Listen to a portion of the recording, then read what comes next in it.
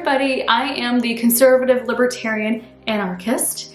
The reason why I call myself that is because I don't really fit under one political label. I believe that politics live on a spectrum. One day I realized I'm kind of an anarchist. I kind of believe the fact that I don't need anybody, I don't need any government to tell me how to live my life, right? Me personally, Flannery, I believe that I can make the best decisions for me, myself, and my life, my children, my family, right?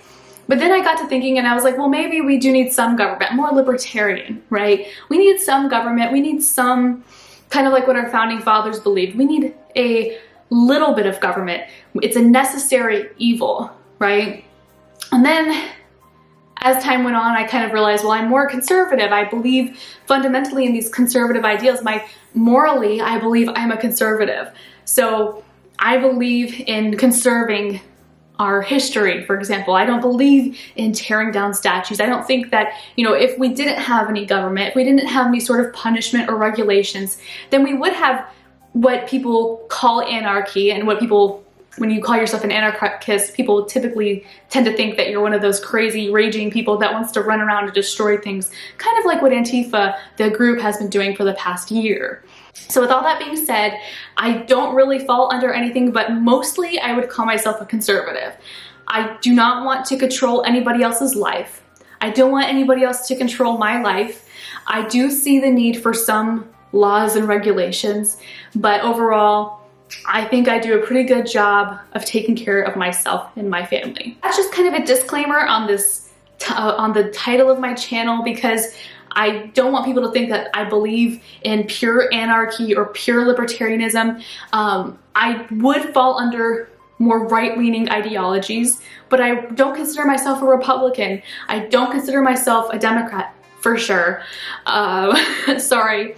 But I do want this to be a place for people to come and to hear my side and to hear kind of where I'm at. I do believe in civil discourse. I think that having these conversations with people on the opposite sides of the aisle is necessary. And I don't always agree with Republicans, or I don't always disagree with people on the left. In fact, Bernie Sanders was on Fox the other day and I agreed with pretty much everything he said, besides him trying to defame Trump, which, I don't follow Trump blindly, but I do like a lot of what Trump has done since he's been in office. And I do believe that Trump won the 2020 election, and I'll probably get demonetized on this video if it ever even gets monetized. This video will be demonetized because I made that statement.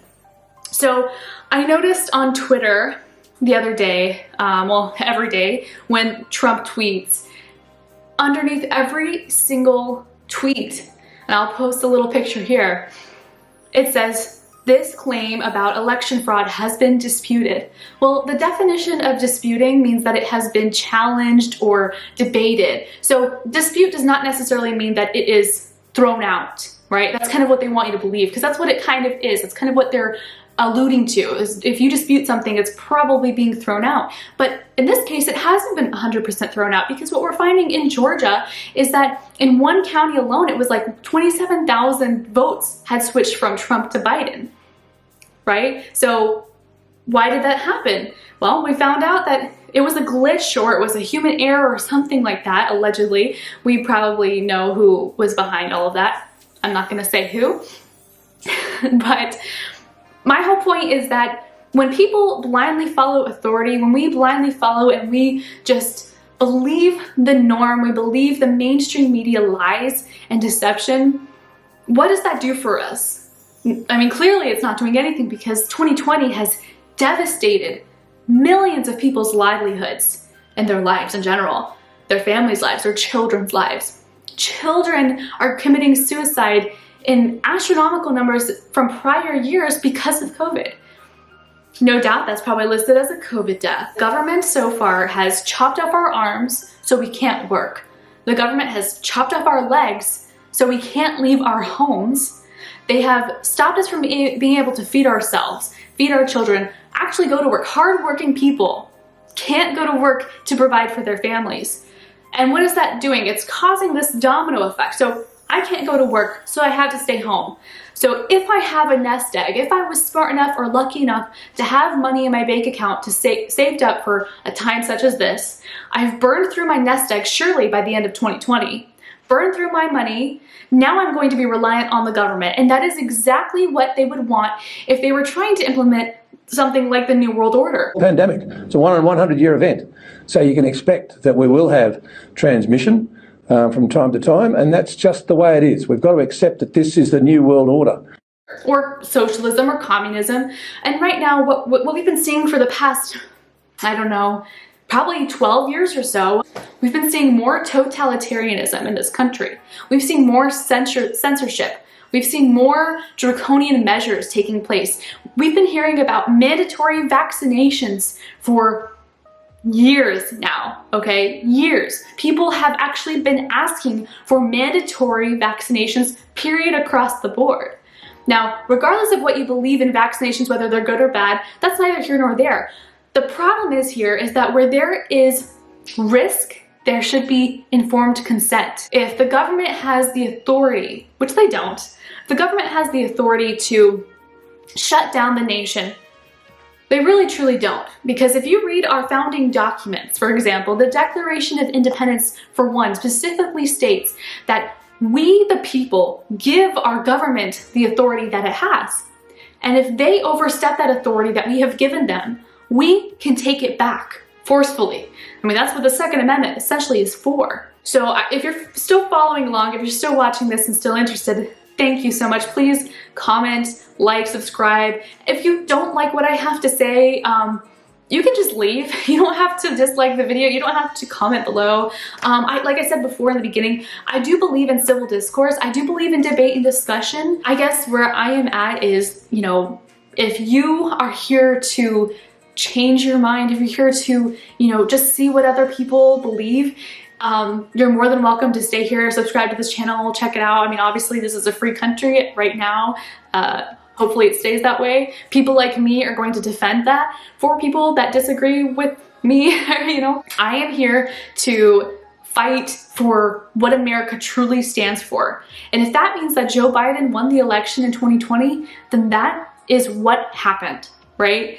If it's not the case, then I'm here to help combat that. And I'm not just gonna blindly follow Trump. I'm not just gonna blindly follow and go with what the people I generally agree with are saying. I challenge you all to do a little bit further digging. You know, go to sources that you trust. If you trust the New York Times and the Washington Post, God help you. I'm just kidding. They've had some good articles here and there. They definitely have brilliant writers, but I challenge you to kind of maybe compare the two, compare the narratives a little bit. For example, whenever you see an article about Joe Biden, compare it to one of Trump and just see the language and see how they try to manipulate your thinking by the way that they're wording it. Just by calling Trump orange man bad, or just by calling him one derogatory name, that kind of frames it for you and tells you how to think.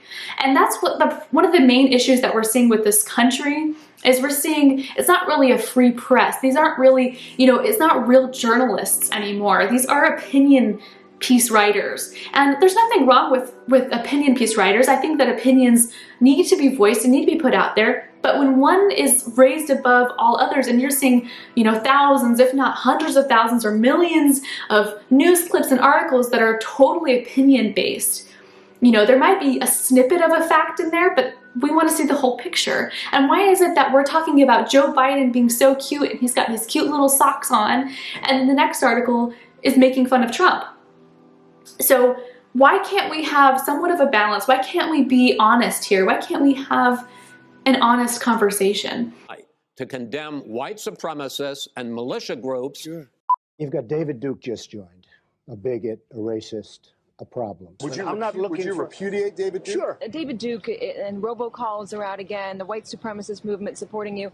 Do you have any words for that? Well, I disavow. David Duke endorsed me? Okay.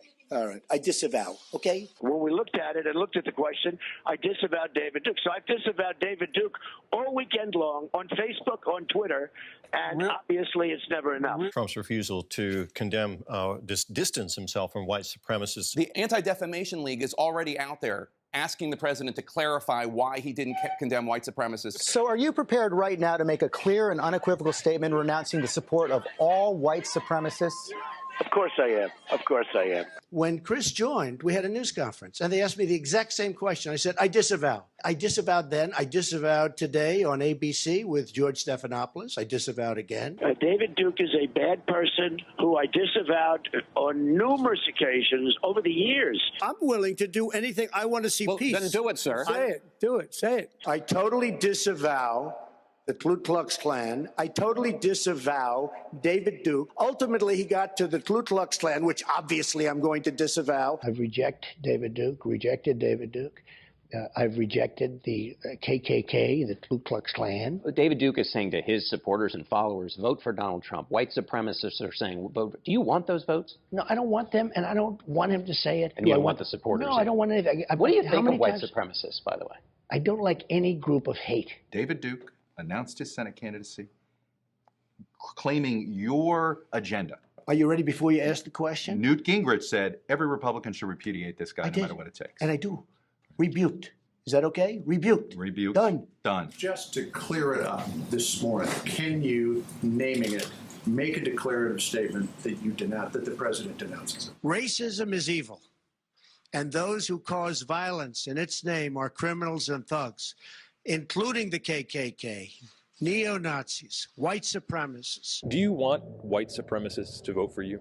No, I don't at all. Not at all. His campaign is denouncing a show of support from the KKK's official newspaper, as in the Ku Klux Klan. In the same New York Times interview, he denounced white supremacists. He denounced the neo-Nazis who support him. President Donald Trump signed a congressional joint resolution that condemns white supremacy, neo-Nazis, and other hate groups. When he was asked to condemn white supremacists, he didn't. And you had people, and I'm not talking about the neo-Nazis and the white nationalists, because they should be condemned totally. When specifically asked if he would denounce white supremacists, that the president dodged it. I spoke out forcefully against hatred, bigotry, and violence, and strongly condemned the neo-Nazis, the white supremacists, and the KKK. Well, I have to say that it's disappointing that a sitting U.S. president can't outright condemn white supremacy. In one voice, our nation must condemn racism, bigotry, and white supremacy. The President of the United States, in the year of our Lord 2020, refuses to condemn white supremacists. Any group of hate, I don't like it. Any group of hate, I am, whether it's white supremacy, whether it's any other kind of supremacy, whether it's Antifa, whether it's any group of hate, I am very concerned about it, and I'll do something about it. He has yet once to condemn white supremacy, the neo-Nazis. He hasn't condemned a darn thing. Thank you all for watching. Hope you like and subscribe and share and all that jazz. My name is Flannery, and I'm the Conservative Libertarian Anarchist.